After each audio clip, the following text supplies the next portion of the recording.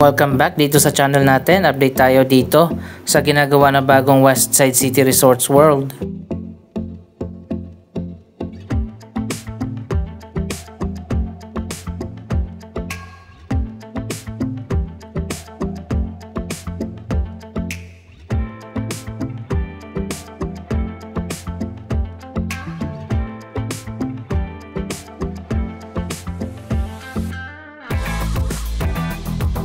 Malapit na matapos yung mismong hotel and casino building, pero yung ibang mga project na katabi nito ay ongoing pa na ginagawa.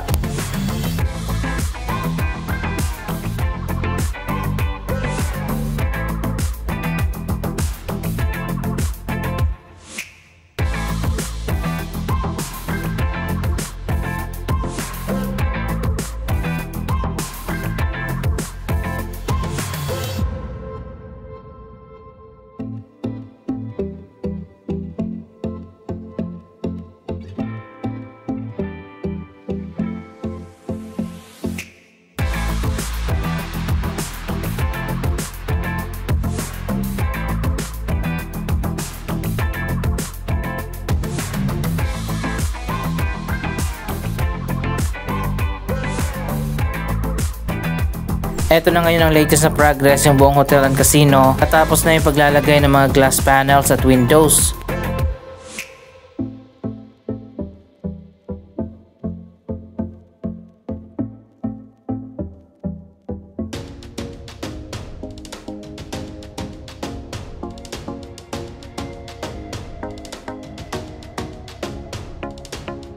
Nakaschedule din na magbukas ang bagong hotel and casino sa first quarter ngayong 2025. Alamin pa natin kung matutuloy nga ba ang opening niyan sa mga susunod na buwan. Kung babalikan natin, nakailang beses na na-postpone ang opening nito dahil sa pagka-delay sa construction.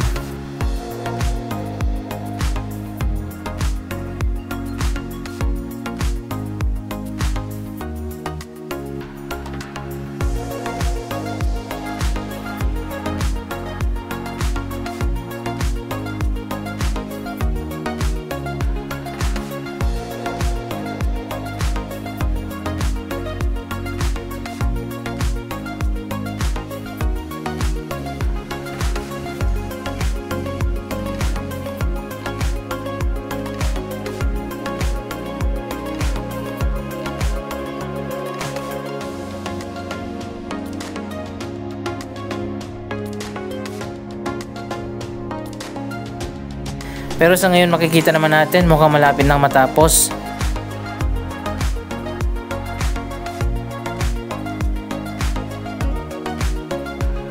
Last month ay nagkaroon naman ng soft opening ang Grand Westside Hotel. Iisa lang ang developer ng mga project na to, ang Mega World. Ito ang 50 hectares na Westside City project ng Mega World. Yung mas malawak na area nito ay nandun sa kabila.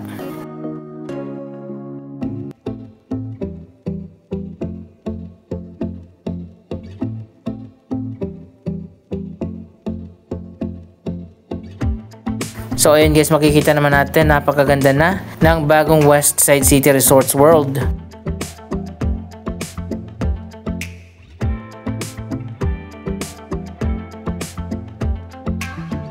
Tapos na rin pala yung bagong elevated walkway na nagko-connect sa dalawang hotel. Medyo madilim tingnan kasi tainted glass yung ginamit nila. For privacy na rin siguro yan sa mga guests at mga VIP na dadaan dyan mula sa magkabilang side ng hotel.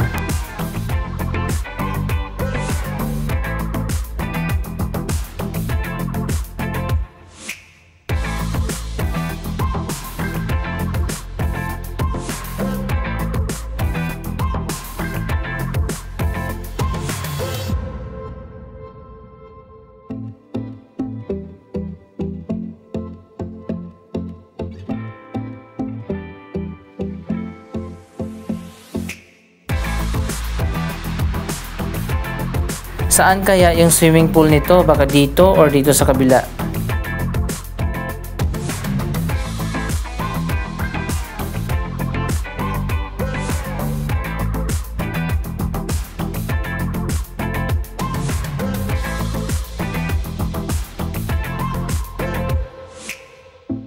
May unfinished building pa dito sa tabi ng Grand Westside Hotel. Alamin pa natin kung ano yan kapag natapos na.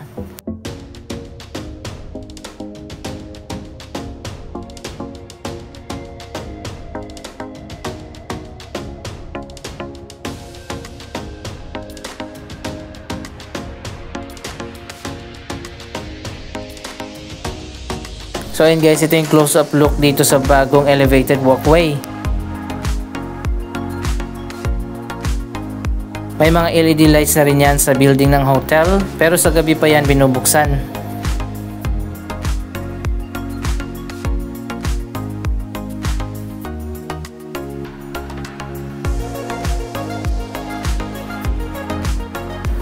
Operational na nga sa ngayon ang pinakamalawak na hotel dito sa ating bansa, ang Grand Westside Hotel.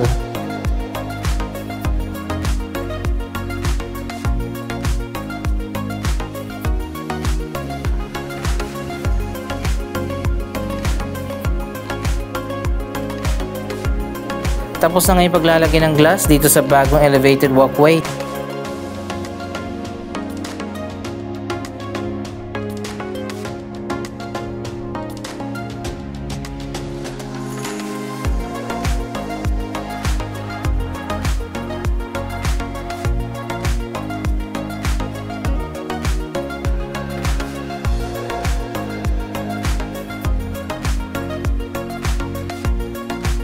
Dito naman sa kabilang side, ito na lang yung hindi pa nalalagyan ng glass.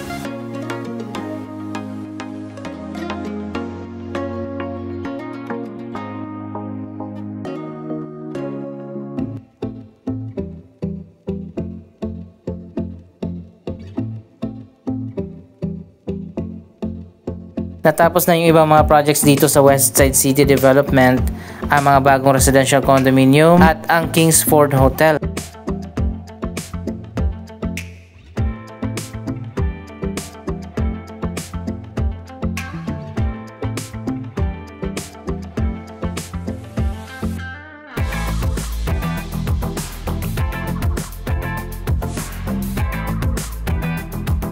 Magiging 3 na yung hotel dito kapag nagbukas na ang Westside City Resorts World.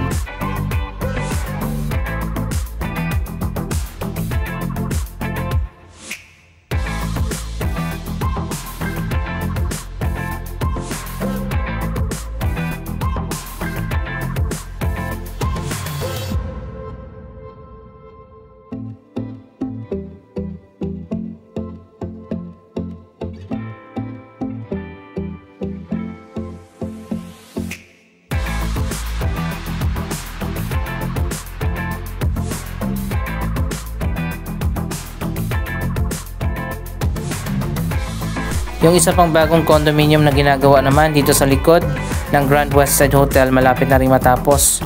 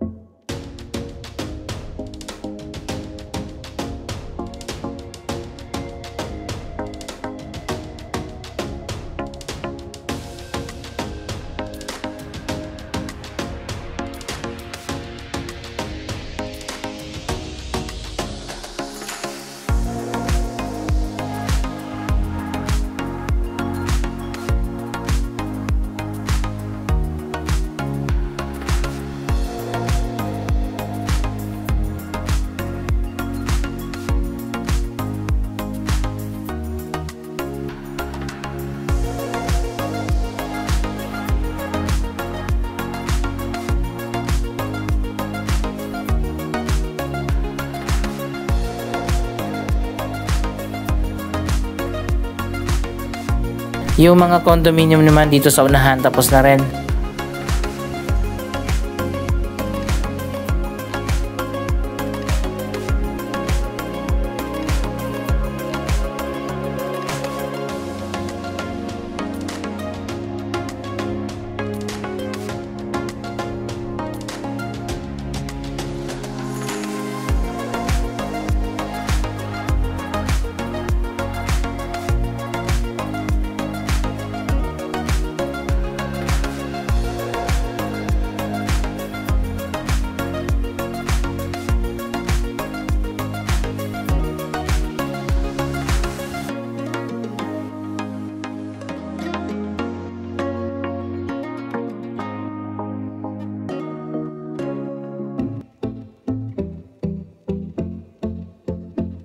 Ang Okada Manila naman ay iba ang developer niyan, kaya hindi yan kasama dito sa Westside City Development.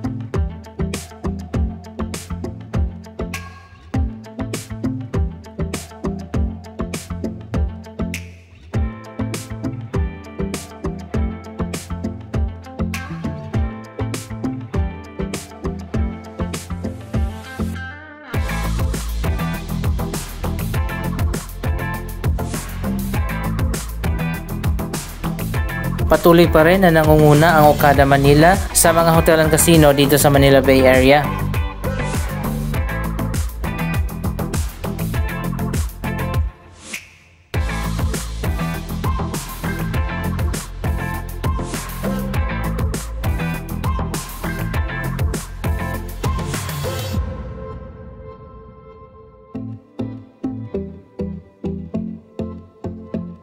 Hanggang dito yung dulo ng Westside City Development. Pero dun sa kabilang side, malawak pa yung area na i-develop pa ng Mega World.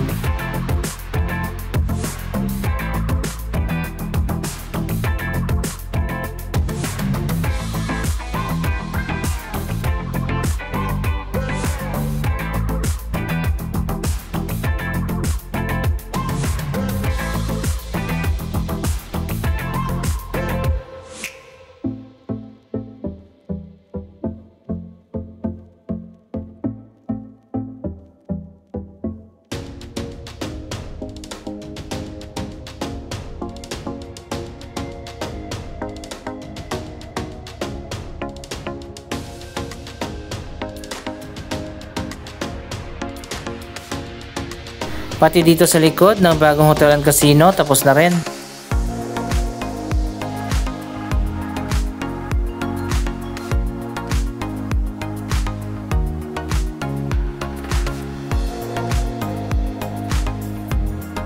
Abangan natin kung matutuloy na ba ang opening nito by April or May.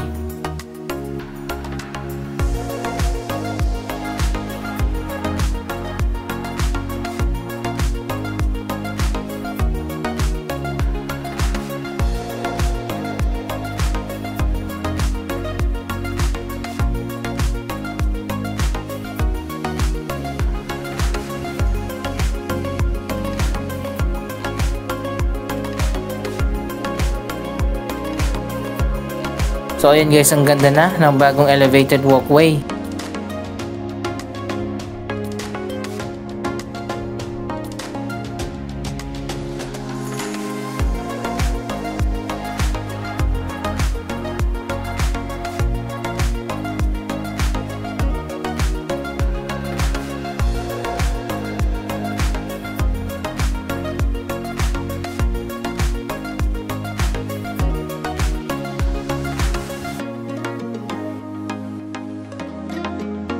Dito sa baba yung pinaka main access area papunta sa main entrance ng hotel and casino.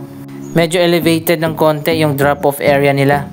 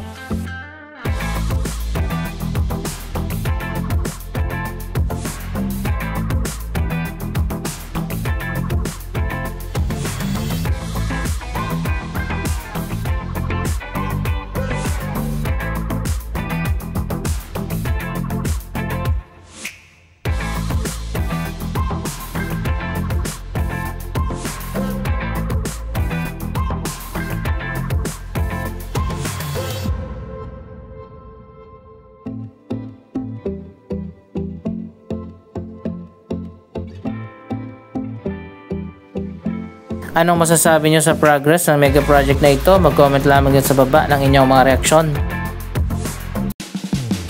Maraming salamat sa inyong panonood. Huwag kalimutan na mag-subscribe for more updates. Thank you for watching.